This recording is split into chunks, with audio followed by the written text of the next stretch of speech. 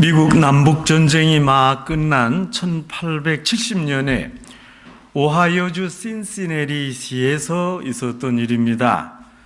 크리스찬 채플 교회 성도들은 14만 불의 어마어마한 돈을 들여 큰 예배당을 신축했습니다. 그런데 교인들은 이렇게 큰 예배당을 짓고도 헌당 예배를 드리지 못했습니다. 그 이유는 파이프 오르간을 살 돈이 없었습니다. 그래서 교회를 건축하는데 너무 많은 돈을 들여서 여유가 없었기 때문입니다. 값비싼 오르간을 구입하고 설치해서 헌당 예배를 드린다면 더없이 좋으련만 교회 사정이 그러지 못했습니다. 하는 수 없이 헌당 예배를 차일피일 미루면서 오르간이 준비되기만을 애타게 기다렸습니다. 목사님도 오르간을 놓고 밤낮 없이 기도했고 예배 시간마다 오르간 구입 헌금을 강조했습니다. 이렇게 애쓴 보람이 있어 드디어 8,000불짜리 당시 최상의 오르간을 마련했습니다. 교인들은 너무도 감격해서 눈물을 흘리며 서둘러 헌당 예배를 준비했습니다. 목사님 또한 자신의 생애에 가장 은혜가 넘치는 감격스러운 설교를 준비했습니다. 그때 설교 제목이 다 이루었다 였습니다.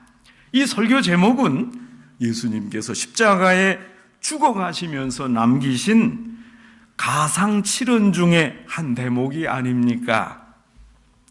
이 교회 건축 이야기가 지역 한 신문에 기사화되면서 일반 사회에 널리 알려졌습니다. 화려하고 비싸게 지은 예배당, 아주 고가의 오르간, 교회 다니지 않은 사람들에게는 이 소식이 바람직하게 들리지 않았습니다. 교회 입당식이 세상에 알려지자 이 교회 교인들이 예배당에 너무 돈을 많이 쓴다, 이런 사회 비판의 목소리와 비난 여론에 귀를 기울였습니다. 그래서 크리스찬 채플 교회 교인들이 정말 교회가 무엇인가, 예배는 어떤 것인가, 이것을 다시 한번 깊이 되새겼습니다. 성도 여러분, 잘 지은 예배당에 최상 오르간을 마련하면 설교 제목처럼 다 이룬 것입니까? 잘 준비된 예배당에서 드리는 예배라면 하나님이 자동적으로 받으십니까?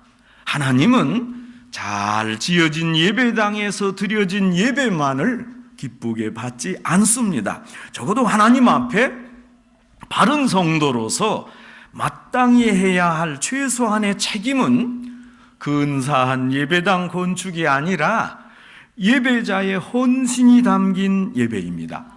여러분, 그러지 않습니까?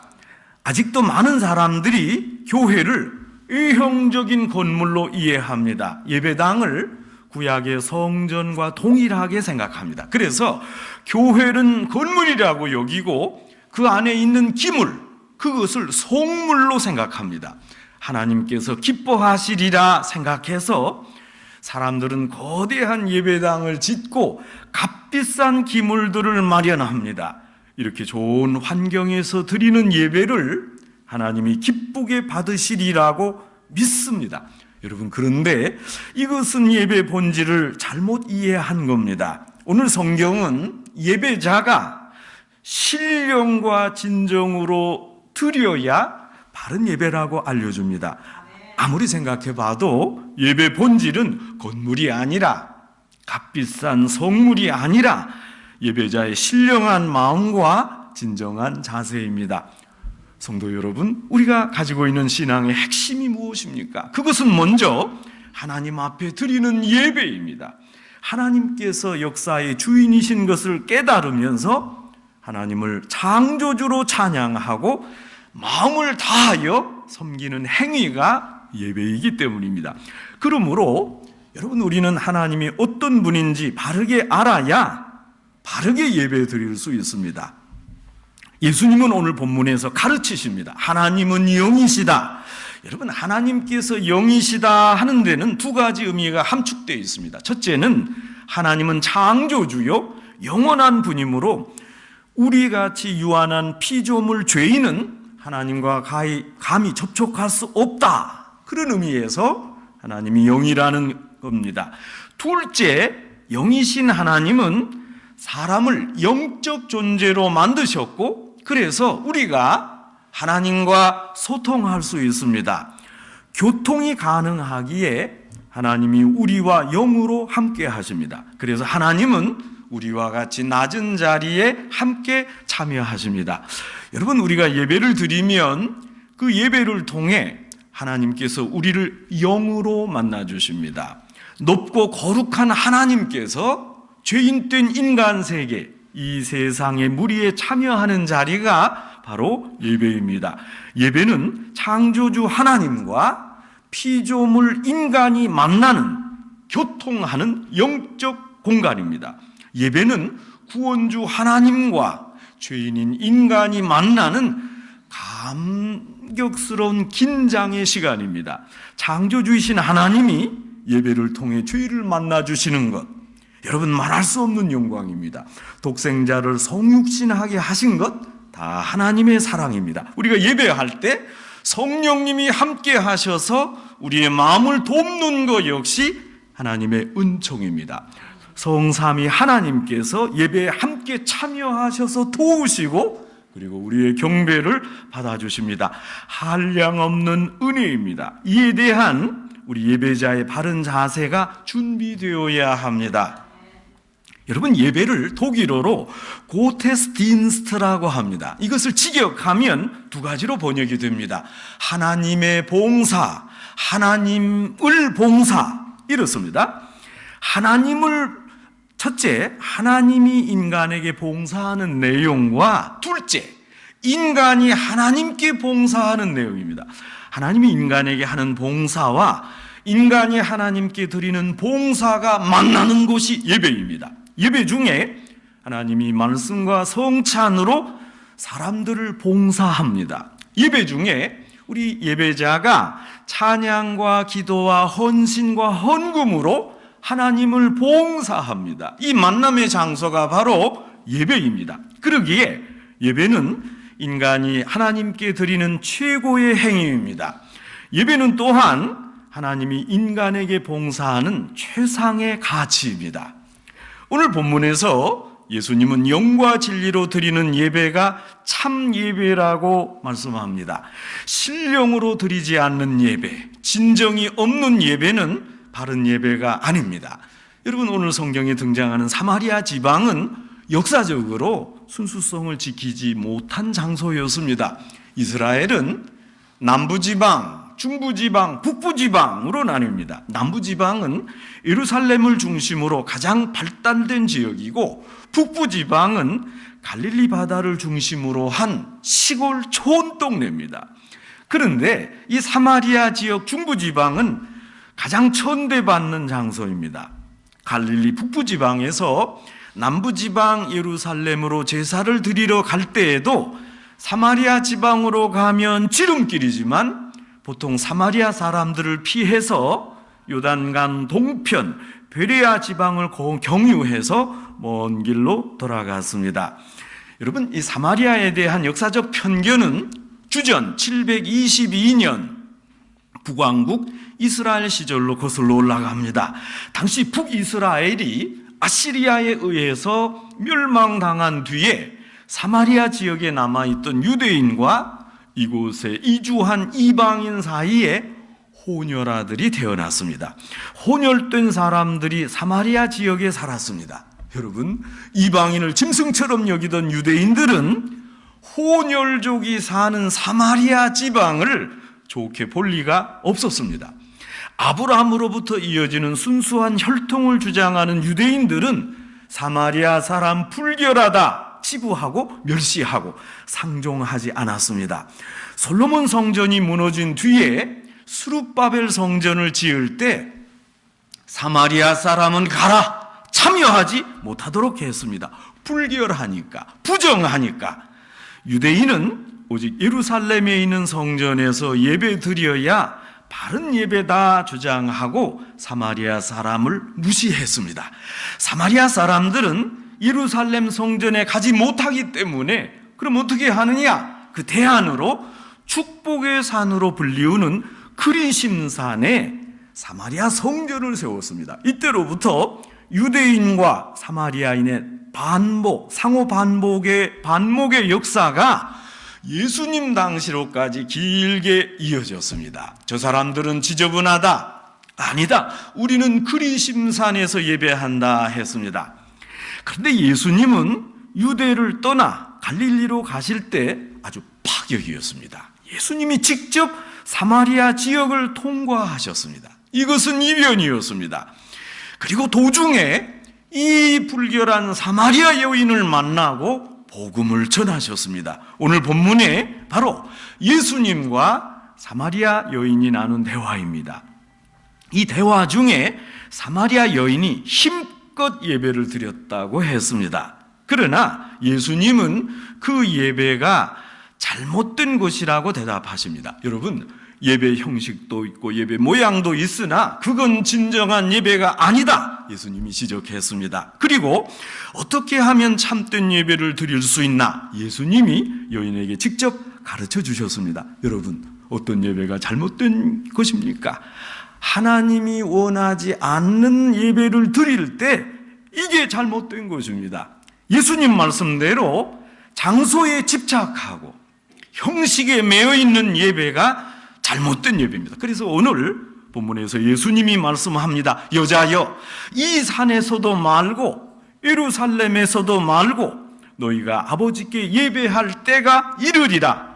성도 여러분, 예배 장소와 형식에 구애받지 맙시다.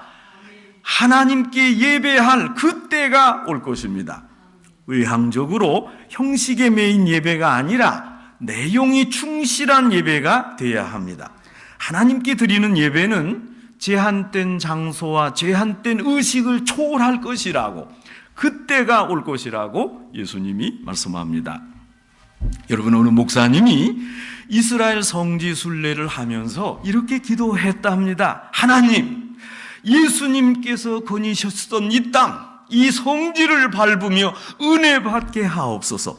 그러나 이 땅을 밟았다고만 은혜 받지 않게 하시고 나를 위해 돌아가신 예수님을 생각하며 은혜 받게 하옵소서. 우리는 때로 장소와 형식의 은혜를 받습니다. 그래서 꼭 그곳에 가야 은혜를 받는다고 생각합니다. 그러나 언제나 생각할 것은 우리는 예수님 때문에 은혜를 받아야 합니다. 여러분, 주일 예배 드리러 오늘 교회에 오셨습니다. 우리 예배당을 흠모하고 교회 장소가 거룩해서 여러분이 오늘 예배당에 오신 것이 아니라 하나님을 만나 예배하려고 나왔습니다. 예수님을 구주로 고백하는 무리, 우리 산호세 중앙교회 교인들과 함께 예배하고자 여기에 온 것입니다. 이곳에 와야 우리 무리를 만나기 때문에 그런 겁니다. 한국 축구 수준을 세계 반열에 이끌어 올린 히딩크 감독은 아직도 한국 사회의 유명 인사입니다. 히딩크 감독이 활동하던 시절 한국에는 히딩크와 관련된 많은 단어들이 유행했습니다. 히딩크 덕트린, 히딩크 신드롬, 히딩크 파워. 한국 축구의 잘못된 관행을 과감히 쇄신하고 새로운 경기 분위기를 창출했던 히딩크 감독의 덕트린 제1조가 무엇입니까? 혈연, 지연, 학연을 끊어라. 개인의 실력이 중요하지 동아리를 만들고 당을 지어서 판가름하는 축구단체가 이익 집단으로 전락돼서는 안 된다 했습니다. 선수 고향이 어디냐, 어디 학교 나왔냐, 어디 소속이냐. 히딩크 감독은 이런 요소도 축구 선수들의 능력을 평가하지 않았습니다. 히딩크 감독은 자기 신념대로 과단성 있게 일을 추진했습니다. 그래서 한국 축구의 고질병, 혈연, 지연, 학연을 끊고 세계적인 축구로 발돋움하는 그 축구계를 개혁했습니다. 여러분, 그런데 재미있는 것은 당시 한국, 그 사람들에게 히딩크의 인기가 너무 높아서 히딩크의 나라 네덜란드 관광 여행이 속출했습니다. 여러 프로그램이 나왔습니다. 그런데 특별히 히딩크 고향집을 방문하는 여행 프로그램이 개발됐습니다. 대만원이었습니다. 자, 히딩크가 그렇게도 지연을 끊으라고 가르쳤는데 히딩크 고향집 거기는 왜 가는 겁니까? 그래서 어쩌자는 것입니까? 하여튼 한국 사람 지독하게 지연 혈연을 중시합니다. 하나님을 예배하는데 특별한 장소 집착 금물입니다. 이것은 잘못된 예배입니다. 저는 우리 교회 교인들 모두가 일주일에 적어도 2번 이상은 새벽 기도에 나와서 함께 기도했으면 합니다. 또 직원이라면 적어도 3번 이상 새벽 기도에 나와야 됩니다. 하루의 시작을 교회에서 하고 교회를 거쳐서 직장으로 또 교회를 거쳐서 가정으로 갔으면 하는 바람입니다. 교회에 나와서 기도하는 게 중요합니다. 여러분, 제가 말하는 교회는 이 건물에 오라 그런 뜻이 아니고 예수를 구주로 고백하는 무리가 모인, 우리 교인들이 모인 여기서 기도하자 하는 것입니다. 여러분, 그러나 우리가 생각할 것은 교회 예배당에 나왔다고 나의 신앙과 구원이 보장되는 건 아닙니다. 꼭 예배당에서 기도해야 하는 것은 아닙니다. 여러분, 이런 형식과 장소에 구애될 때 내가 주님을 만나는 뜨거운 감격과 감사가 사라집니다. 그리고 딱딱한 신앙의 소유자 바리새인이 됩니다. 그리고 따집니다. 나는 몇 번 교회에 나왔는데 누구는 왜 교회 안 나오나? 내 신앙이 좋다. 이런 신앙 율법주의가 없어져야 됩니다. 여러분, 오늘 성경 23절에 보면 예수님은 때를 강조하셨습니다. 과거 예배는 성전을 중심으로 드려졌으나 이제는 새로운 방법의 예배가 시작되는 때가 온다는 말씀입니다. 이때는 성육신 하셔서 구속사의 획기적인 전환점을 마련하신 예수님 자신이 예배 주체자가 되십니다. 성육신하신 그리스도에 의해서 인류는 비로소 영과 진리로 바른 예배를 드리게 됩니다. 그리고 예수님은 그 참된 예배 방법을 알려주십니다. 영과 진리로 예배를 드려라. 사마리아 여인이 제기했던 어디서 예배를 드려야 하나? 이건 장소성이 아닙니다. 예수님이 지적하신 예배는 이렇습니다. 무엇을 드려야 하고 어떻게 드려야 하나? 자, 무엇으로 예배를 드려야 합니까? 예배는 영으로 드려야 합니다. 예배를 어떻게 드려야 합니까? 예배는 진리로 드려야 합니다. 하나님은 이렇게 영과 진리로 예배드리는 예배자, 그 사람을 찾으십니다. 하나님이 영이심으로 영과 진리로 드려지는 예배를 받으십니다. 여러분, 신령이 무엇입니까? 신령은 성령으로도 번역될 수 있으나 인간의 물질적 요소와 구별되는 영입니다. 오직 영으로 예배드려야 합니다. 진리가 무엇입니까? 진리는 성실이나 정직으로도 번역되지만 본 의미는 하나님의 특별 계시에서 나오는 하나님에 대한 바른 지식입니다. 여러분, 인간적인 미덕이나 사람의 도리로 사람이 그럴 수가 없지, 그런 것이 아니라 하나님에 대한 바른 지식으로 예배드려야 합니다. 거기 목사님이 나 위해 기도해 주었으니까 인간적으로 그럴 수 없지, 그러고 예배하는 거 아닙니다. 예배는 형식의 문제가 아니라 하나님과 어떤 관계를 맺었느냐, 이것이 참 예배, 거짓 예배로 나뉘어집니다. 유대인 예배는 형식적이고 신령하지 않았고 사마리아 예배는 성경에서 가르치는 바에 벗어났으므로 진리가 아니었습니다. 예수님은 유대인의 예배와 사마리아인의 예배의 잘못을 지적하고 오직 바른 예배, 하나님이 기뻐 받으시는 예배를 일러주셨습니다. 그러기에 이사야 1장 11절 12절에서 하나님이 말씀합니다. 너희의 무수한 재물이 내게 무엇이 유익하뇨?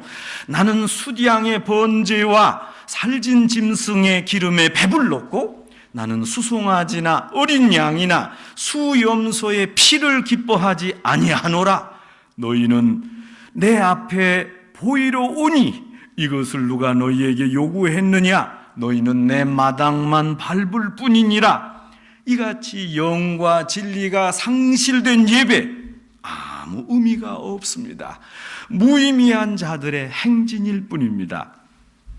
토조 목사님이 예배인가 쇼인가 하는 책에서 예배와 쇼를 이렇게 구분했습니다. 예배 드릴 때 하나님을 향한 경탄과 경외심이 없다면 이것은 예배요.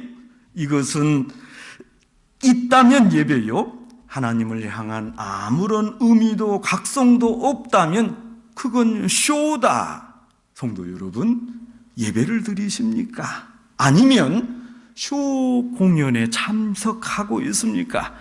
예배에 대한 영적인 사전 준비가 없다면 이건 위험합니다. 하나님을 위해서가 아니라 내 자신의 만족을 위한 것이라면 이건 잘못된 예배요, 예배가 아닙니다.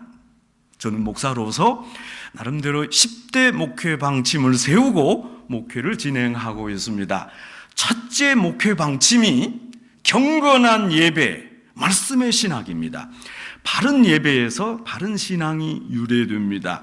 예배를 잘 드리면 신앙이 바로 섭니다. 예배를 잘 드리지 못하면 믿음이 곤두박질합니다. 말씀을 잘 들으면 믿음이 성장합니다. 형식에 매인 예배와 믿음이 아니라 말씀과 구속에 감격하는 예배가 참 예배입니다.